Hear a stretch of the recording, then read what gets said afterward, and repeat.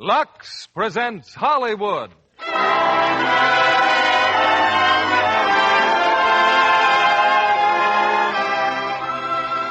Lever Brothers Company, the makers of Lux Flakes, bring you the Lux Radio Theatre, starring Katharine Hepburn and Robert Taylor in Undercurrent. Ladies and gentlemen, your producer, Mr. William Keighley.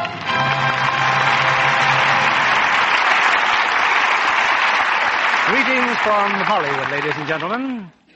From time to time, as we pass each other on the narrow drive that leads to our respective homes, I scrape fenders with one of my most charming neighbors, Katharine Hepburn. But in spite of our frequent and more friendly contacts, I found Katharine very difficult to lure before a microphone. Her radio appearances are rare indeed, so that it's something of a triumph to present her here tonight, co-starred with another of Hollywood's outstanding stars, Robert Taylor, in his first screen role since serving with the Navy Air Corps. Together, Bob and Katharine bring you Metro-Goldwyn-Mayer's thrilling screen hit, Undercurrent. Last Monday night, when we announced tonight's screenplay and stars, the audience response was, well, to say the least, terrific. And I might say that the same is true of audience reaction when it comes to Lux Flakes. Hundreds of listeners who've used Lux Flakes to care for precious fabrics have written us their appreciation. I only wish I had time to answer them in person.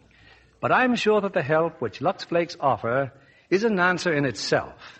And your loyalty to our product enables us to bring you such exciting fare as Undercurrent, with such brilliant stars as Katharine Hepburn and Robert Taylor. They appear, respectively, as Anne Hamilton and Alan Garraway, as the curtain rises on our first act.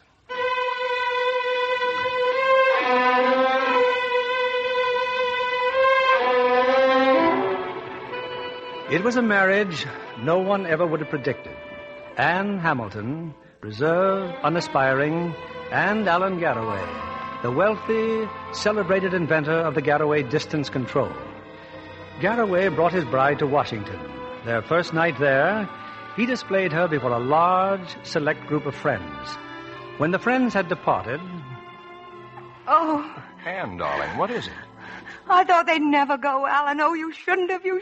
What, darling? I shouldn't have what? You shouldn't have married me. Your friends asked them. They know it was a mistake. Anne, please. Darling, I can't help it. I didn't even know what they were talking about.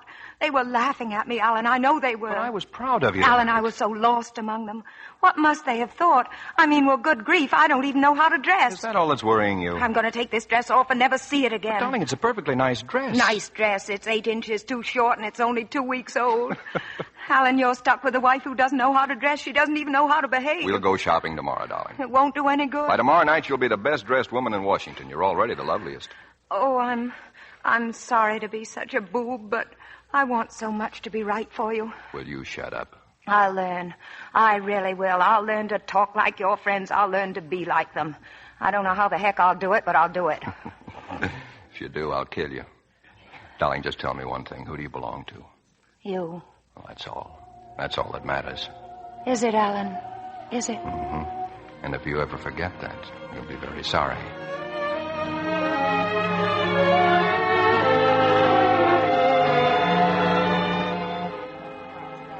Now, if Madame does not mind waiting, I will arrange to have some hats modeled for her right away.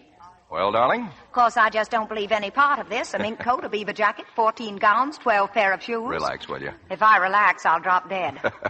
Oh, Alan, how could you have let me wear that brown horror last night? I'm in love with you, darling. I didn't even notice. But you must have.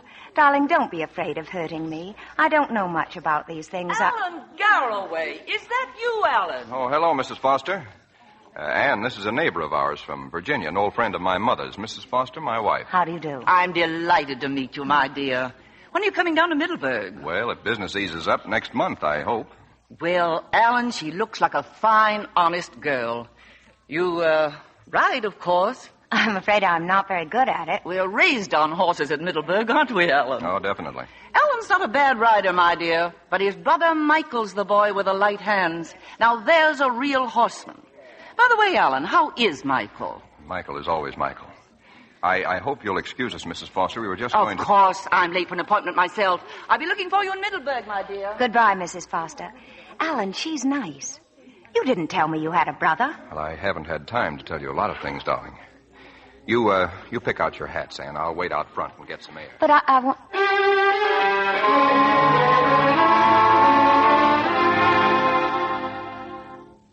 Alan, what's wrong, darling? You've seemed so troubled since we came back from shopping. You were surprised to learn I have a brother.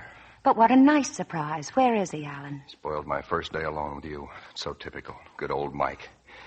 I meant to tell you about him, Anne. I've been putting it off, but one of these days we'll have to go to San Francisco. Our factory's there, and you'll meet people who know Mike, who adore him. He does that to people. My mother adored him. He was her favorite. Alan, please, if you drop When my father died, Mike and I took over the business. I was the engineer. That's when I started working on my distance control. We'd been making plenty of money when suddenly we began to run out of funds. At first, I couldn't figure out why. Mike must have thought I was an imbecile to do it the way he did. It was just like putting his hand in the cash register. He was stealing from you, your own brother. Yes. Mike had bought a ranch in the country. He'd spend a lot of time there. He'd like to give parties. Anyway, I drove out to see him. Fortunately, he was alone. When I told him what I'd found out, he said that I'd never do anything about it. Not while Mother was alive. And I didn't. Mother was an invalid. She died the next spring. Please don't, Alan. Well, there's not much more to tell. After she died, Mike just disappeared. Last I heard, he was in the Army. That was over 3 years ago. He disappeared because he was afraid of what you might do to him. Well, maybe, but Mike's not afraid of me.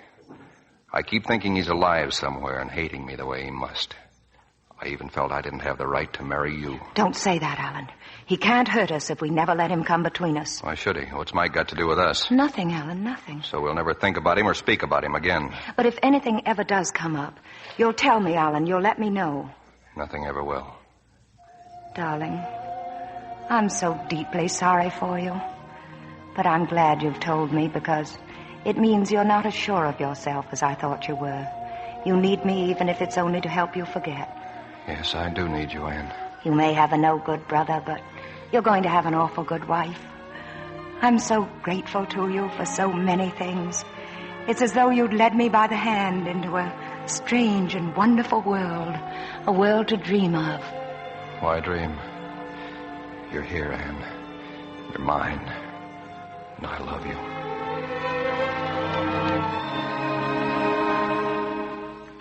Well, good afternoon, Mrs. Garraway. Did you have a nice afternoon shopping? Oh, yes, Mrs. Hildebrand. Any messages? No messages, madam. That means all your invitations for tonight have been accepted. Mrs. Hildebrand, I don't know what I'd do without you. The perfect housekeeper. How many dinner parties have we given this month? Is it 210 or 211? This is your 6th, madam. Oh, I beg your pardon. Would you mind looking at the table? I took the liberty of arranging the place cards. You know, a strange thing happened this afternoon at a bookshop. Mr. Garraway left a book there months ago to be rebound. He must have forgotten all about it. It's a volume of English poems. I'm glad I found it. Yes, madam. Oh, you'll notice I put Judge Putnam on your right. What? Oh, yes. And who's this one, Mrs. Hildebrand? Who is Mr. Henry Gilson? A new congressman from the Midwest, madam. I wondered why you placed him in the doorway. He's no one important, Mrs. Garraway. Ah, that explains it. If that is all, madam, I'd better see to the hors d'oeuvres. Sorry, Henry Gilson. You're just not important, poor guy. We have something in common, you and I. Now, me, I think you are important. Henry, you and Mr. Justice Putnam are changing places. There. Now tell me, Congressman Gilson, just what part of the Midwest do you come from? Just what part of the Midwest do you come from? Iowa. Oh, I love Iowa. So big and full of corn, isn't it? Yes, ma'am. Yes, it certainly is. Excuse me a moment. Shall we go into the other room for coffee? It was such a lovely dinner, Mrs. Garraway. Thank you, Mrs. Postgate. Oh, ma chérie, your gown. What exquisite taste you have. Thank you, Madame Lefebvre. Oh, Anne, just a minute. Thank you, Mr. Yes, darling, what? Anne, are you trying to be rude to Judge Putnam? Why on earth did you seat him practically in the doorway? I thought the draft might do him good. He seemed so stuffy. Well, I invited him here for a reason. You know that. Oh, I'm sorry, darling. I don't know what got into me. I'll make it up to him right away. I believe your wife's bewitched me, Garraway. Why, I haven't talked so much about myself in years. Please don't stop now, Judge Putnam. Now, when you're telling us about your home, Charleston must be beautiful at this time of year. It is, but I won't say it. Sometimes I feel it really belongs to the people who take care of it, much more than it does to me. Well, that's a very generous attitude, sir. Not only generous, I think, but wise. My father always says how foolish we are to think that we ever really possess anything in life. What do you mean, Anne? Well, I think Judge Putnam understands. No one ever really owns anything. All we have is a temporary use of it. It just isn't true to say my this and my that. Not even my wife? Oh, hey, that's different. No, but you know, I read something today which says what I mean better than anything I've ever heard. I'm ashamed to say I memorized it. I'd love to hear it, my dear. Well, I found it in an old book of poems. This particular poem was marked, and I thought to myself, the man who marked this poem is someone I understand and who understands me. Remember it, Alan? Remember what? My house, I say. But hark to the sunny doves that make my roof the arena of their loves. Our house, they say, and mine, the cat declares and spreads his golden fleece upon the chairs, and mine, the dog, and rises stiff with wrath if any alien foot profane the path. That's charming, Mrs. Garraway. Well, I may have left out a line or two, but that's the general idea. Anne, I think Dr. Fort would like another brandy. Oh, of course. You see, Judge Putnam, poetry is one of Alan's hidden vices. Excuse me. It's a wonderful girl, Garraway. Yes, she is. I'm a very lucky man.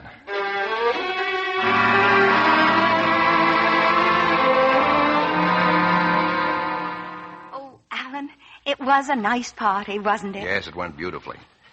Anne, how about driving down to Middleburg tomorrow for a few days? Alan, could we?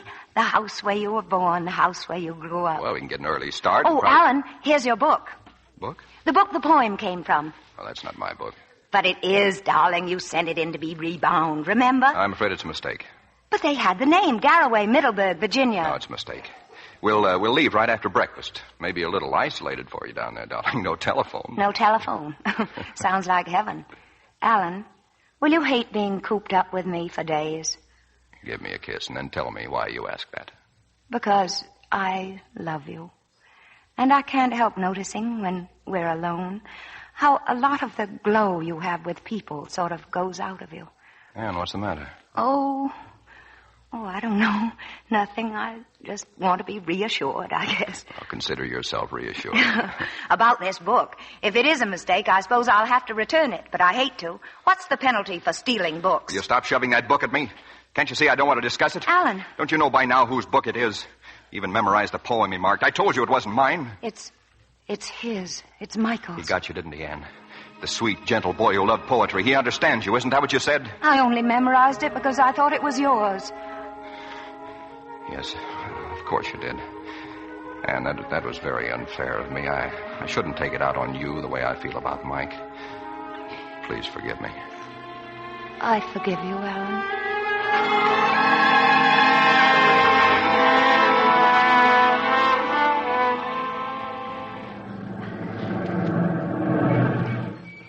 Well, this is it, Anne. This is Middleburg. Alan, what a lovely old house. Oh, it's a dream. George!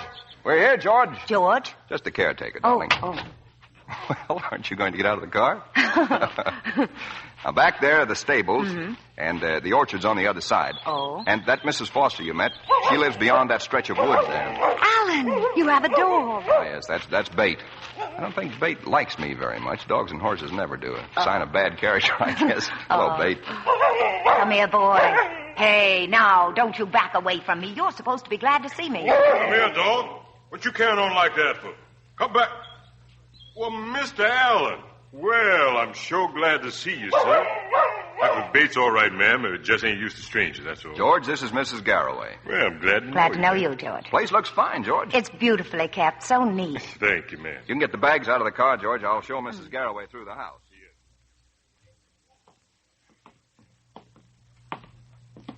I've saved the living room for the last, Anne. Well, here it is. How charming. Well, I suppose it could be. It's a little grim right now. Not grim, darling. A little lonely, perhaps. A little unused. I'll open a shutter. Alan, I've been looking for pictures. I'd like so much to see a picture of your mother. Everything all right, sir? Oh, yes, George. Come in. Isn't there a picture of your mother somewhere? Well, there used to be, ma'am. I took them down, Anne. I've stored away most of the personal stuff. Oh, I just... Would you like to drive over to Mrs. Foster's? Now? Well, not if you're tired, dear, but I wanted to speak to her about buying a section of those woods we passed. You go ahead, darling. I'll unpack while you're going. All right. I'll be back by dinner time.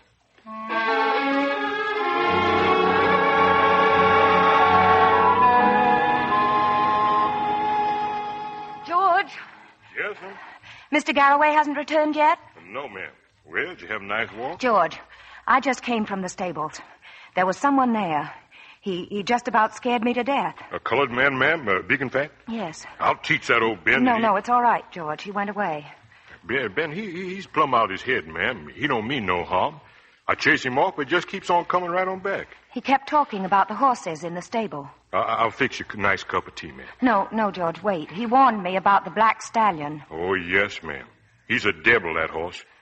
Please don't go near him. He's Mr. Michael's horse, Ben said. Yes, ma'am. He was. I think I will have that cup of tea, George. Good and strong, please.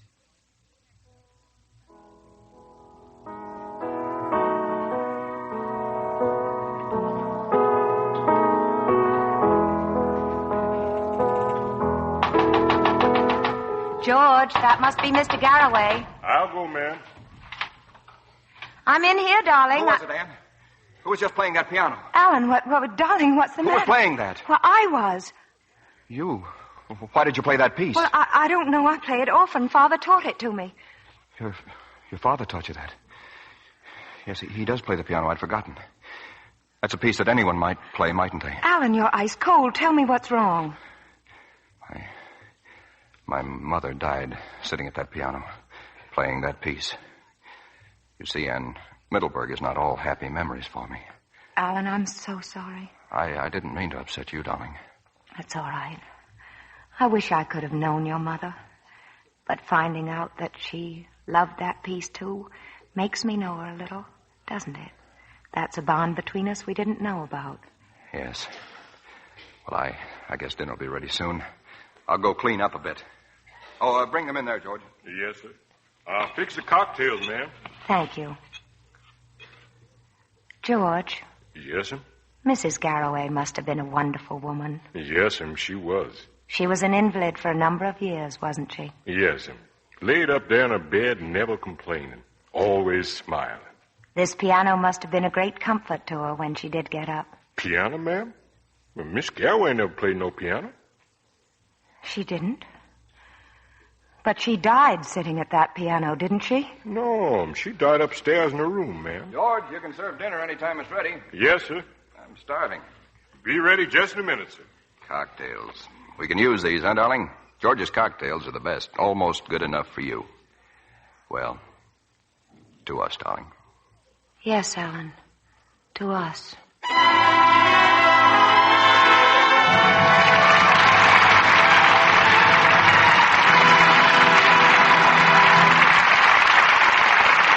Our stars will return in Act 2 of Undercurrent in a moment.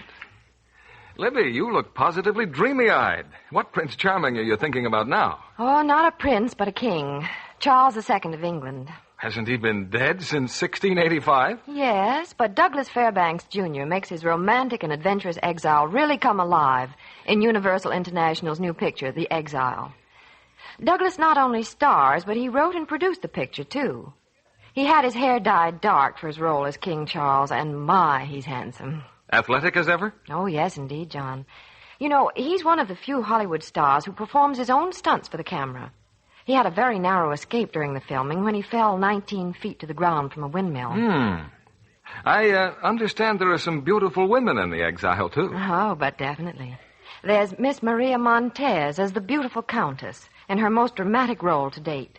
And Douglas's own discovery, an absolutely lovely blonde, Miss Paul Crozet.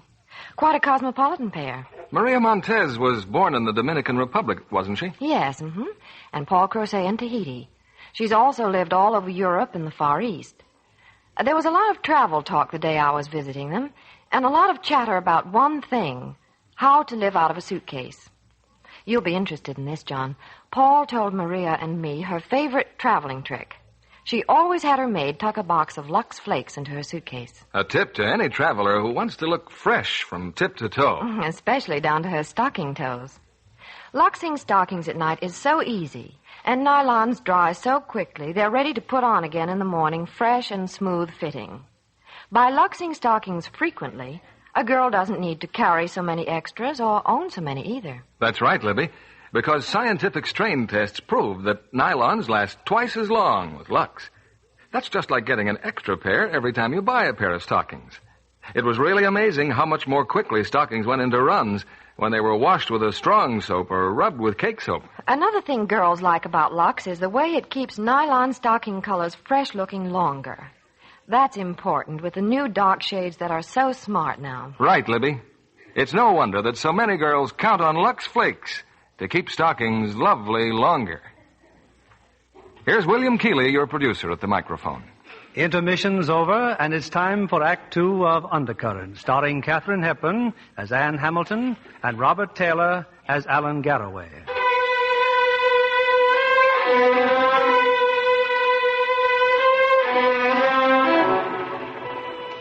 It's been a strange and troubled 24 hours for Anne Garraway. Clashing against the peace and loveliness of Middleburg are the tormenting doubts of what Alan has told her, his brother, Michael, his mother. It's after dinner now. Alan has to drive to the village, and when he's gone, Anne has a plan. You sure you don't want to come to the village with me, Anne? Do you mind, darling? I am tired. That telegram this afternoon, it was from John Wormsley. He's in charge of the San Francisco plant. You'll be meeting him soon. Oh, Alan. Well, I'm sorry, darling. If you'd rather stay on here... Oh, no. If you're going to San Francisco, so am I. You'll like San Francisco. Well, I won't be long. If you need anything, just call George.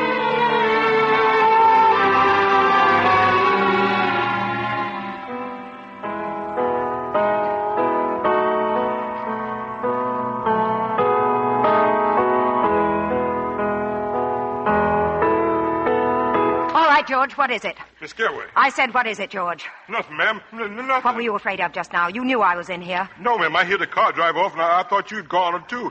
No lights on in the room here. I turned them off. Who did you think was in here, George? Who used to sit at this piano and play that piece? Oh, please, Miss Ma'am. It wasn't nobody, ma'am. That's not true. Who did you think it was? Did you think it was Michael? No, ma'am. But Michael did play that piece, didn't he? Oh, Miss Garraway, please. Don't tell Mr. Allen I was talking about Mr. Michael. I won't tell him, George. How he must hate him. He's tried to take every reminder of Michael out of this house. Erase him completely.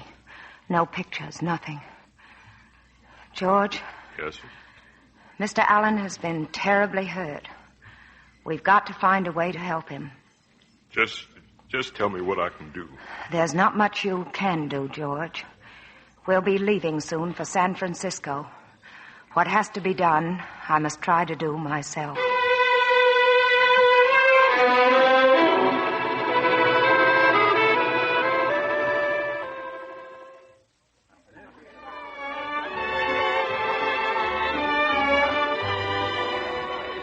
I'm a prize dope, Anne. Of all the places to take you, your first night in San Francisco, another nightclub. But you said Mr. Wormsley was to meet you here. Oh, well, I know. Alan, who was that girl, the girl you spoke to as we came in here? Sylvia Burton, an old friend. Just an old friend? Well, sort of. You jealous? You bet. She's far too lovely for an old friend. You want to know something? Yeah. You've got it all over Sylvia in every way. People wouldn't even notice her with you in the room. Darling, you're wonderful. Catty about every other woman. Good evening. Oh, hello, Wormsley. May I present Mrs. Garraway? How do you do? I'm very glad to meet you, Mrs. Garraway. Pull up a chair. How are things going? Very well, sir. Things are really breaking in Seattle. I suggest you fly up there as soon as you can. What's the matter with Henderson? Can't he handle the new business? Well, there's not much he can do without real authority, sir. He has as much authority as you have. Not quite, sir.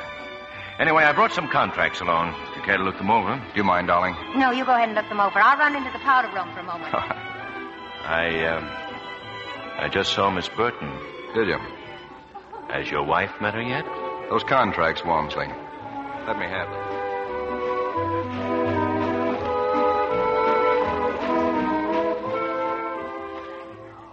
Oh, hello, Mrs. Garraway. Oh, Miss Burton. How do you like San Francisco? It's wonderful. So many bridges. Yes, so many to cross. I beg your pardon? What do you hear from Michael? Oh, nothing much. Did you ever meet him, Mrs. Garraway? No, I haven't, but I'm looking forward to it. You know, there have been some pretty unpleasant rumors about Michael. Well, whatever they are, I'm sure they're not true. Sorry. It's strange, but I was beginning to have a funny feeling that Michael might be dead. Oh, no. I'm sure Alan would know. Yes, I suppose he would. You know, Miss Burton, when I saw you before, I wondered who it was you reminded me of. It's me. Not our features exactly, just something intangible. Have you noticed it? No. Is that your glove on the floor there? Oh, thanks. Maybe it's the way we dress or walk or something, or maybe... Miss Burton. Miss Burton. Why, that's funny. Why should she just walk out like that?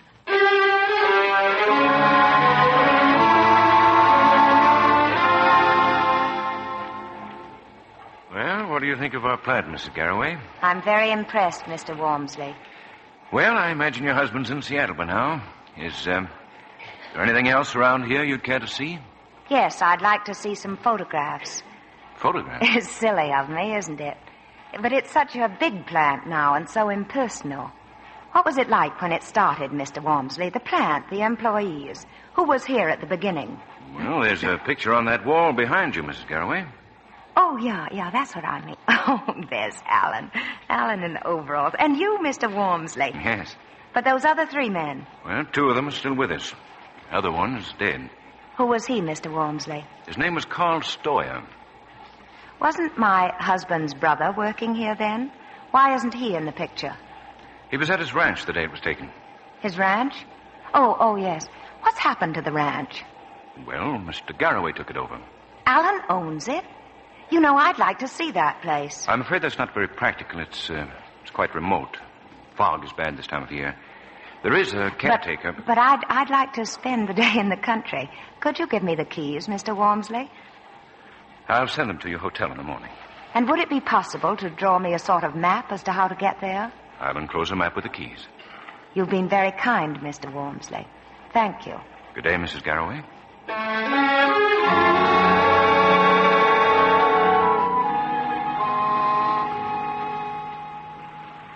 Looking for someone, miss? Oh. Hello. I'm Mrs. Alan Garraway. How do you do? Are you the caretaker? Why, yes. I've just been inspecting the house. Well, I was just about to leave, but if there's anything I can do for you... Tell me, did you know Michael Garraway? Yes, I did. I'm a close neighbor up the road. He left here very suddenly, didn't he? Yes. I guess he was a rather unpredictable person. Well, anyway, I think this is one of the most charming houses I've ever seen. It has, dignity. Doesn't look as though it had been shut up at all, does it? No, it doesn't. It looks, as though it were waiting for someone. I had a feeling coming in here that time was standing still. But time doesn't stand still anywhere, does it? Oh, yes, it does. Haven't you ever had a feeling of complete peace and contentment? That's what I felt when I came in here. Nothing to fear. Nothing to think about. This was, peaceful. And time stands still. You probably think that's foolish. I suppose it is. No, I don't think so. I agree with you about the house. It is peaceful. Is that surf, I hear? Are we that close to the ocean? Yes, if you'd like, I'll show it to you. It's none of my business, Mrs. Garraway, but did you have any special reason to come out here? Well, it was such a nice day, and I thought No. I came out here to learn more about Michael Garraway. You better watch the path. It's sort of rocky here. Everyone seems to be so vague about him, except my husband, of course. I don't know why I'm bothering you with all this. There's the ocean, Mrs. Garraway. Golly, it's beautiful, isn't it? You know, it's amazing. Michael had so much. Why do people do the things they do to themselves? Why doesn't someone step in and stop them, help them? What about those people who refuse to be helped? Useless to even try. Oh, no, it's not. It's never useless. Not if your chance of helping them is 1 in a million. You feel quite deeply about it, don't you? You bet I do. My, that sea is near. Is there good swimming? No, there's a riptide. But it looks so calm. You can't always see the undercurrent, but it's there. Like life. Yes, that's right. Well, the fog's starting to roll in. Be getting dark soon. You going back to the house? Yes, in a minute. You go ahead. Thanks for taking me around, and forgive my philosophic outburst. Don't apologize for that. I think it was very well said. Goodbye, Mrs. Galloway.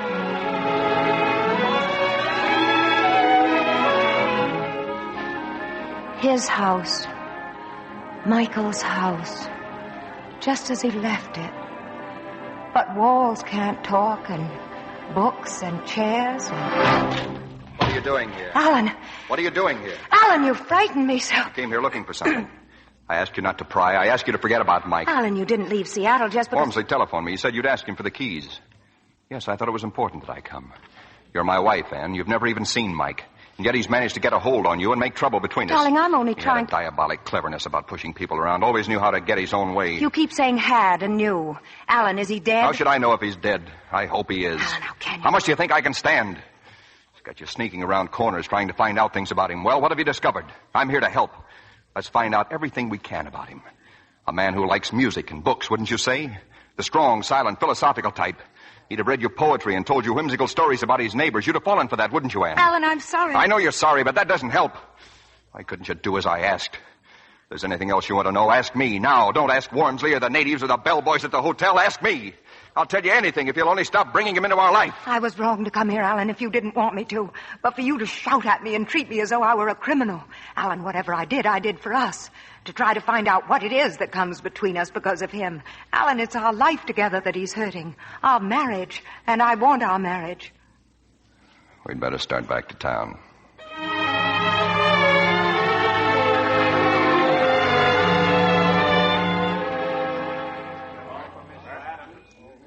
Do you want to go up to our rooms, Anne, or would you rather have dinner first? I'd rather go up if you don't mind. I'd like to... Alan, wait. What's the matter? Listen. Oh, Garraway shrewd, all right. His plan was all set for reconversion. Garraway knows all about reconversion. Did you ever see his wife? Anne, please. No, I want to listen. I saw her in Washington the day they arrived. She couldn't have looked dowdier. Of course, the poor girl had on her Sunday best, but really... We can go up now, Alan.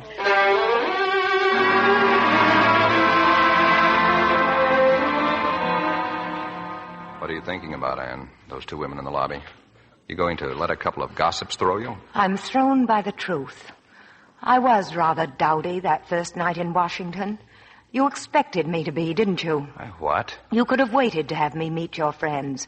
But the truth is, if no one saw the before, you wouldn't get the credit for the after, would you? Why should I want to do a thing like that? So you could exhibit me as your very own invention, like the Garraway distance control. What do you mean by that? You know, Alan, I think I have a glimmering now of why you married me. I want to know what you meant about the distance control. I meant nothing about it. All right. What else do you think? Why did I marry you? You wanted another girl, but she fell in love with someone else. I happened to remind you of her, only I was so terribly admiring of you. And you thought if you could make me outshine her... Oh, you're mad, Anne. Yes, Alan. I think sometimes I am. I have a feeling as though I were living in a dream, haunted by your obsession, your hatred for your brother, all around us. Anne, things between us look pretty black right now. It's hard to talk. But I want to tell you that I love you. The way I acted at the ranch was unforgivable. I'll never speak that way to you again. I have to go back to Seattle. You'll have a couple of days to think. And when you do, try to keep a little old-fashioned trust and blind faith in our marriage. I want our marriage, too, Anne. It's very important to me. Please try.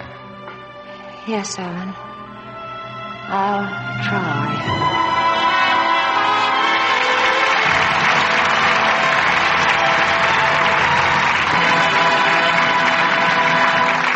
We pause now for station identification. This is CBS, the Columbia Broadcasting System.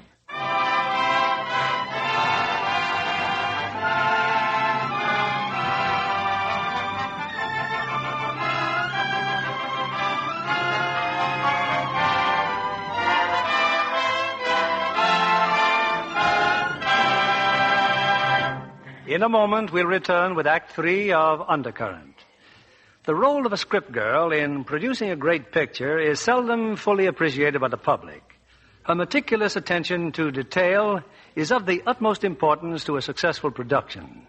Our guest tonight is one of those unsung heroines. She's Miss Isla Jacobus, script girl for Clarence Brown, producer-director of Song of Love, Metro-Goldwyn-Mayer's romantic love story of Clara and Robert Schumann, starring Katharine Hepburn. It must have been a fascinating picture to work on, Miss Jacobus. It certainly was, Mr. Keeley. I learned so much about the life of Schumann, and the music in the picture is so thrilling. With Paul Henry to interpret the sensitive and celebrated composer, Robert Walker as Johannes Brahms, Henry Daniel as Franz Liszt, and a brilliant supporting cast, it's bound to be a superb picture. Especially with Katharine Hepburn as Schumann's devoted wife, who inspired some of his greatest music. Well, Katharine brings glamour and rare ability to every role. Her performance here tonight confirms that. She looks stunning, too, in Song of Love, in Clara Schumann's romantic 19th century costumes. And Mr. Kennedy would certainly have been impressed with the gentle care those costumes got. You mean Lux Care, of course, Miss Jacobus. Naturally. Replacing one of those costumes would have meant a lot of time and expense. So, when a garment had to be freshened for retakes, they always used Lux Flakes. And the studio wardrobe mistress told me that kept replacements down to a minimum. You must learn a lot of interesting things in the course of your work, Miss Jacobus. But none more important than clothes care, Mr. Kennedy. Important to any girl, I mean. I wouldn't trust my own blouses and nice washables to anything but Lux. I figure when experts choose Lux Flakes, it's wise to follow their advice. Yes, the experts know how much longer Lux Care keeps washables lovely.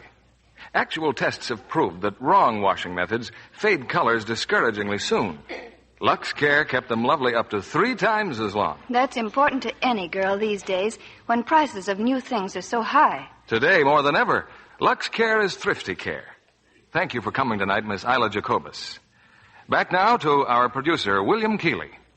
We continue with Act 3 of Undercurrent, starring Katharine Hepburn as Anne and Robert Taylor as Alan.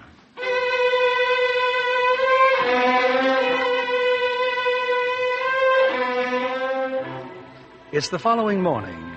With Alan back in Seattle, Anne is making an uninvited call on Sylvia Burton. It's very nice of you to see me, Miss Burton. You have a reason for coming here? There are some questions I'm trying to find the answer to. I'm rather curious about a few things myself. As far as Alan is concerned, I despise him. Does that answer one of your questions? Not quite. I love him. But it's not Alan I want to know about. It's Michael. I can imagine. All I know is that he and Alan had a terrible fight. Michael disappeared. But he seems to be coming up more and more in our lives, wherever we go, whatever we do. I've got to know more about him. My marriage, my happiness, my future seem to depend on it. And you'd like to know how close Mike and I were? Well, we weren't. I tried, but Mike wouldn't have it. I used to think it was because he had some sort of funny sense of loyalty since I'd met him through Alan. He was that thing you have to look for with a microscope. A gentleman. And that's the man your husband spread those lies about stealing money. I believe my husband, Miss Burton. Nonsense. You think he's lying. I know he is. Why? Because I've been through this myself. When Mike disappeared, I went crazy trying to find out what had happened to him. And did you find out? Only that he'd been at his ranch. That was the last anyone saw of him except your husband. You see, I still think Mike is dead. You mean he was killed in the war? No, I don't mean he was killed in the war. Why hasn't he written to someone? His friends at the plant, his neighbors at the ranch, or 100 other people he knows. Lots of us would like to know what happened at that last meeting, Mrs. Garraway. Ask your husband. What kind of a fight was it, and what happened to Mike? How dare you speak to me this way, Miss Burton? I should never have come here. Forgive me. It isn't such a shocking idea, Mrs. Garraway. Not when you've lived with it for a while.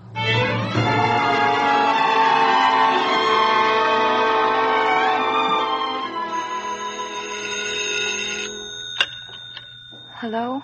Mrs. Alan Garraway? Yes? One moment, please. Seattle is calling. Here's your party, sir. Anne? Yes, Alan? Anne, I miss you, darling. I miss you very much. I haven't been able to think or concentrate on anything but you. I'm so glad you said that, Alan. I'm so confused. Don't, darling, don't. Anne, I have to leave for Baltimore in the morning. I can't very well get out of it. That's all right, Alan. I think it could work out well for us. If If you like, you could go on to Middleburg, take the train. By the time you get there, I'll be through in Baltimore and can join you. Yes, Alan, yes. I'm going to devote the next few weeks to us, Sam. We'll have a real honeymoon in Middleburg. You wait and see. I love you, Anne.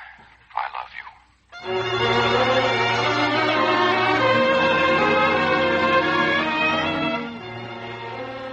I wish I'd known you was coming to Middleburg, Miss Garraway. I wish you'd told me. Why, George, I don't think you're very glad to see me. Oh, no, ma'am. No. I'm real pleased. When will Mr. Allen be here? He'll be here later tonight. George, why do you wish I'd let you know I was coming here? Well, just so I'd have a little time to fix things up. Such as out there, George, out there by the stables? A little time to tell whoever it is out there to go away? Miss Garraway, there's nobody out there, Miss Garraway. I don't mean old Ben either. Just now, when I was walking, the dog saw him. Bate saw him. Bate was all excited, jumping up and down and wagging his tail. But you didn't see nobody, ma'am. No, I didn't. It was too dark, and I was frightened, I suppose. I came straight back here. Oh, let it pass. Please, Miss Garraway. Let it pass. I can't, George. I'm not frightened now. I'm going to go back to the stables and look for myself.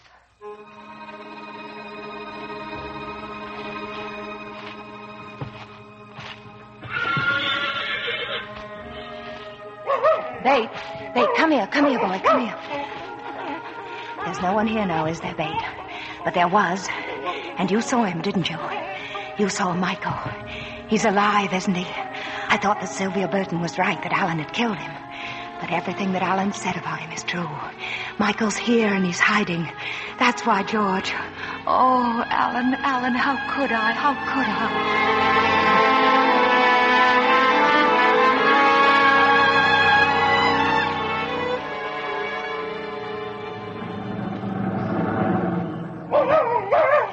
It's all right, Bates. You can stop barking.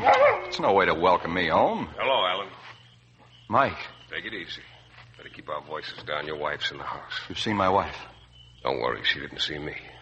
Why did you come back? Wouldn't you rather know why I went away? I didn't steal any money, Alan. You've been a long time denying it. Be kind of tough to prove. You had the books pretty well rigged. But that's not what kept me away. It was Carl Steuer. Steuer's dead. Yes, dead and buried. Just a nice old German refugee who lived for one thing only. To get back at the Nazis. Do you remember that invention he was working on?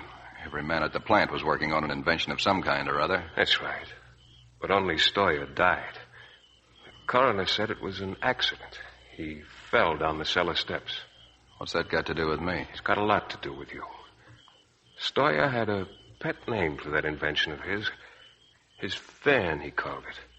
He used to say, "My fan will fix the Nazis. Your brother and me, we know. Someday my fan will pay them back." Fan. I couldn't figure it out until it dawned on me that fan is a German word. It means distance. Fernsteuerung. Long distance control. That's why Steuer died. He was murdered by somebody who wanted his invention. The distance controller was mine. It was Steuer's, and it's made millions for you. Well, has the money been worth it, Alan? Has it been worth killing for? You can't prove any of this. Maybe not. Is Wormsley the only other one who guessed? Because you're paying him off, aren't you? Anyway, I wanted to get out of the whole mess. That's why I disappeared. But it seems it has to be faced after all. I have met your wife. Here? Today? No, at the ranch. She thought I was the caretaker. She's a fine girl, Alan, but she doesn't know about Steuer, does she? Well, I'm here to make sure she finds out. You think I killed Steuer? What makes you think I wouldn't kill you? I believe you're capable of trying. No. Once I could have killed you, but not now. I can't kill you any more than I can give Ann up. I'm going to keep her, Mike, for as long as I can. A minute, an hour, as long as I can. How can you think you have a right What gives a man a right? Does love because I love her. You can take everything else, but not her, Mike, not her. I never thought I would, but I'm crawling to you. She loves me. She's helping me. I've got a chance now. I can be all right. I never could before. What chance does she have, Alan? I'll tell her. Only I'll have to do it in my own time. Just a little time. That's all I'm asking. Until I'm sure of her. I think you can be sure of her. Well, I guess there's nothing left for me to do. If she'll go along with you, I'll stay out of it. But tell her, Alan. Tell her, because if you don't, I won't be able to stay out of it. I'm going to see that she gets her chance, too.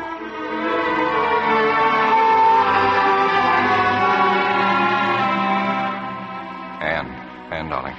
Wake up, dear. I'm back. Alan. Oh, Alan, oh, forgive me, darling, forgive me. Forgive you? I've been so wrong, Alan. I've got to tell you something, and I'm so deeply ashamed. I thought such crazy things about you. I thought you'd killed your brother. No, darling, listen to me. I thought that. And I was going away and never see you again. You were going to leave me? I couldn't have stayed. I couldn't have endured. You couldn't have endured living with a murderer. But it's all over, Alan. I know he's alive. I'm able to breathe again. Yes, Anne, it's over. No one will ever come between us again.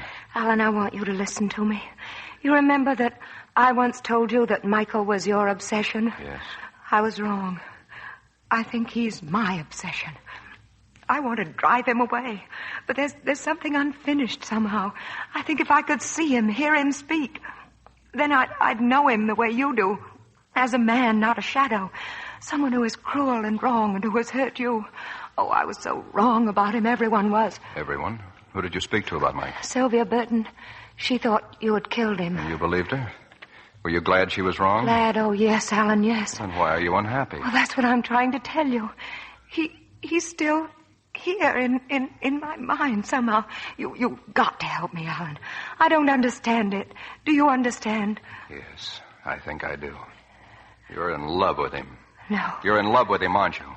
Oh, no. How could I be in love with someone I've never seen? You've seen a lot of Mike. A book, a poem, his house, a girl who once loved him. Aren't you jealous, Anne, of Sylvia Burton? Why did you go to her? What did you really want to know? Alan, please. You'd go to anyone who could talk about Mike.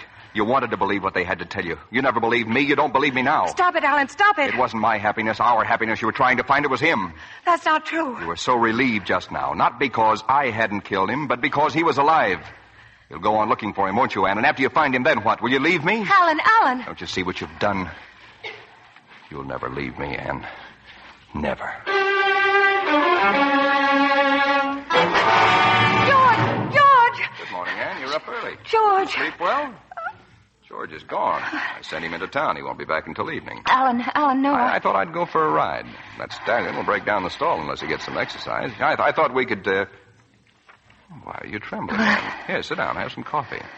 Alan, Don't be afraid, Anne. Fear's no good. I know. But now I'm finally free. Drink your coffee, Anne. Your hand's shaking. You're not going to be afraid the rest of your life, are you, Anne? Are you?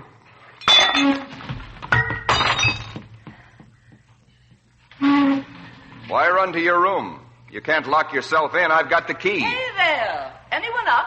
Oh, hello, Mrs. Foster. Come in. Hello, Alan. Your wife up yet? Yes, I think so. Shall I call her? Well, it's a fine morning for a ride. Yes, it is. You must have had the same idea. You're dressed for it. Yes, Oh, there you are. Welcome home, my dear.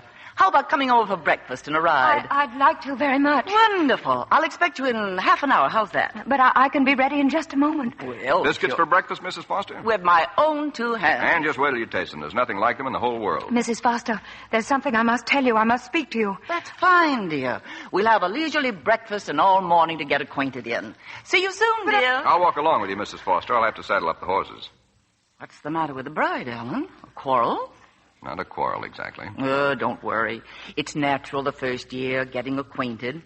What horse are you going to ride, Alan? The stallion, naturally. Well, you just make sure you don't give him to her. He's a mean one, that brute.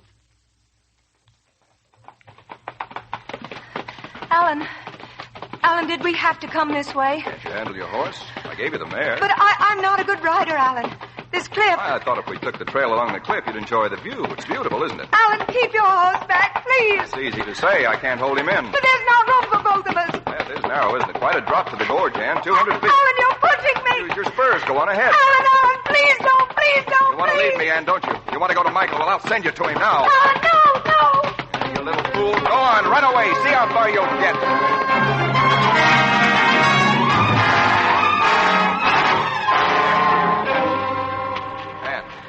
Anne, what happened? Did your horse throw you? It's quite a bruise on your head, or did you hit a low branch? hurts, doesn't it, Anne? But nothing is going to hurt you anymore. Michael. I'm going to kill you, Anne. They'll think you broke your stupid little neck when your horse...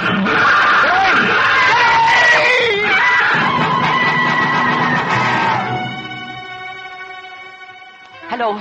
Hello, Doctor. This is Mrs. Foster. There's been a terrible accident. Alan Galloway is dead.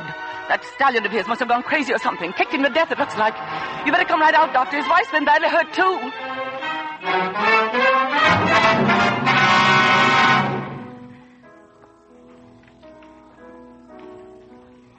That music's beautiful, Anne. Who's playing? My father. He always does well by Chopin. I like your father, Anne. I'm so glad he was able to come down here. So am I, Mrs. Foster. You're all right, Anne. Staying on here at Middleburg all these weeks, doing your getting well here. It took courage to face it out. Most people would have run away. Hard to run away in a wheelchair. Dr. Hill says by next week you can burn that wheelchair. But that isn't what I mean. That's not what I mean either. No, I feel I have something to do and that I must do it here. That's really why I stayed. Not because I have courage. I haven't. Here you are, darling, one of George's priceless eggnogs. Father. Well? Who's playing the piano? You have a visitor. Oh, no, I can't see him now. I'm not ready yet. I can't. You sent for him, Anne. Yes, I sent for him. I'll wheel you in. I can manage alone, thanks.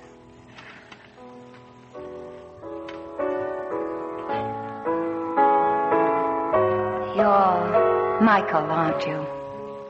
Yes. I'm sorry, Anne. I should have told you that day at the ranch. I think I knew. Not at the ranch, but afterwards. I think I knew. You sent for me? Yes. I think I'd have come in any case. I was just waiting until you were well. It seems I'm a very rich woman. Yes. It's wrong for me to have it. It belongs to you, Michael. No, it belongs to someone who's dead now. Carl Stoyer. His heirs, possibly. They must have it, then. Michael, I'm a bad liar. I didn't send for you because of the money. The lawyers could have handled that. I wanted to know you. Now that you do. I'm happy to know you, Michael. Thank you. There are other things that I must tell you. I won't forget Alan. I loved him very much. Not at the end. It was gone then. But I did love him. I know. Anne, I almost got you killed. I was here the night before. I saw Alan, talked to him. I should never have left. I looked for you, Michael. I went away that night because I was full of my guilt about my feelings for you. I had no business to feel the way I did about you, my brother's wife. I won't talk about it now. Someday. Yes, Michael.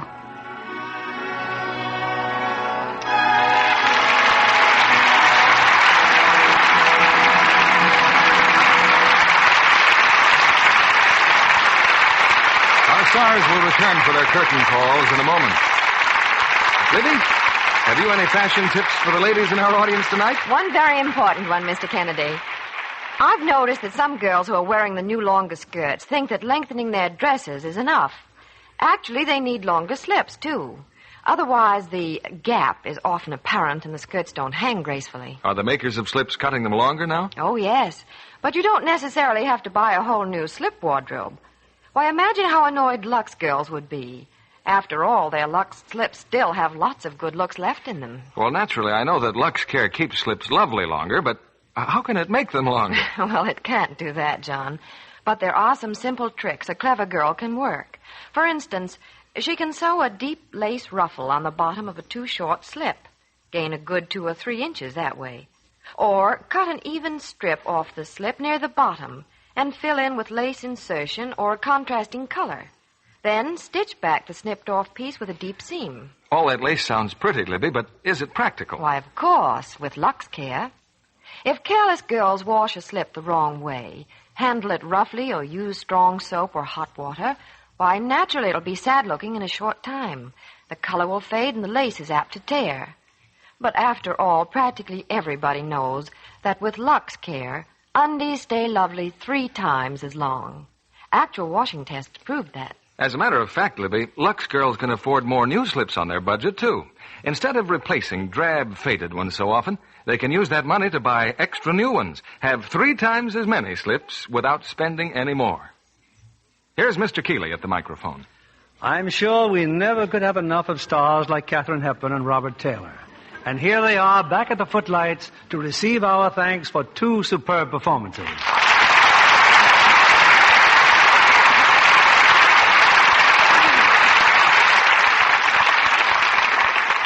Katharine, I'm happy our efforts to bring you to this stage tonight have been so splendidly rewarded. I'm glad you feel I didn't let a good neighbor down, Bill, and I'm certainly happy Bob got back from his hunting trip in time to join us. Well, as much as I like hunting and fishing, I wouldn't have missed tonight's show, Kate. Flying your own plane must be very handy in getting you to where the fish are biting, Bob. That's a big help when your time is limited. I understand, Katharine, that your newest picture is about to have its premiere in New York. It opens at the Music Hall on Thursday, Bill. Your pictures have always been favorites at the Music Hall, Kate. And the advanced critics here agree how wonderful you are in those concert sequences. Yes, Barbara and I saw the picture at the studio, and the scenes with you at the piano were really great. Well, praise from Caesar is praise indeed. That's right, Bob. You did used to be a musician, didn't you? Well, I studied music at Pomona College until I got sidetracked into pictures. From what the preview fans said about your new Metro-Goldwyn-Mayer picture, The High Wall, you were certainly sidetracked in the right direction. Well, I hope they like it. On the subject of pictures, what's the news for next week, Bill? Next Monday night, we usher in our 14th year on the air. And to celebrate, we're bringing our audience one of the greatest works of an author whose popularity has never been equaled. It's J. Arthur Rank's exciting production, Great Expectations. Charles Dickens at his best, Bill. Who do you have as stars? Our stars are Robert Cummings, Anne Blythe, Howard Da Silva, and Lee J. Cobb. Great Expectations is a thrilling, dramatic story that should hold the interest of our listeners of every age. It should indeed, Bill. A play that nobody should miss. Congratulations and good night. Good night, Bill. Good night, Bob and Katharine. All our thanks.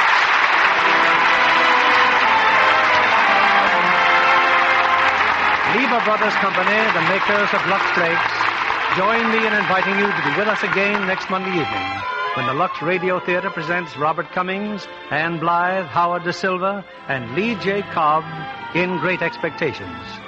This is William Keeley saying good night to you from Hollywood.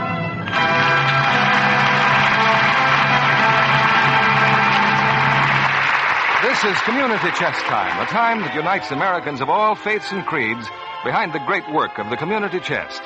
Experience has proved that this is the best way, the truly American way, of providing help to the unfortunate in your community.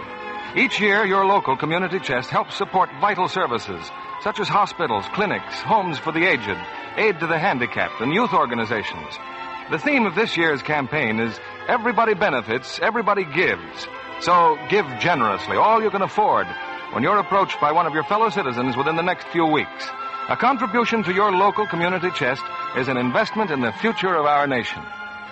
Katharine Hepburn and Robert Taylor appeared by arrangement with Metro-Goldwyn-Mayer, producers of Green Dolphin Street, starring Lana Turner and Van Heflin.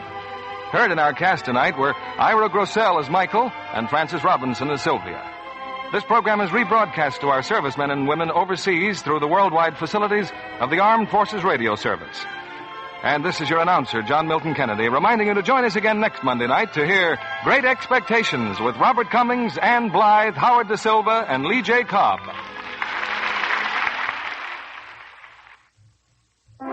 Sprite when you bake and fry. Sprite for your cake and pie. Sprite, it's your shortening pie. Rely on Sprite. For lighter, better-tasting cakes, try Spry, the pure, creamy, all-vegetable shortening with the special cake-making secret. Hear them say, boy, what a cook. Rely on Spry. S-P-R-Y.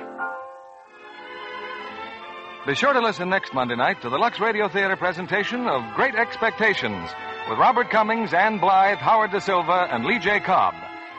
Stay tuned to My Friend Irma, which follows immediately over most of these stations. This is CBS, the Columbia Broadcasting System.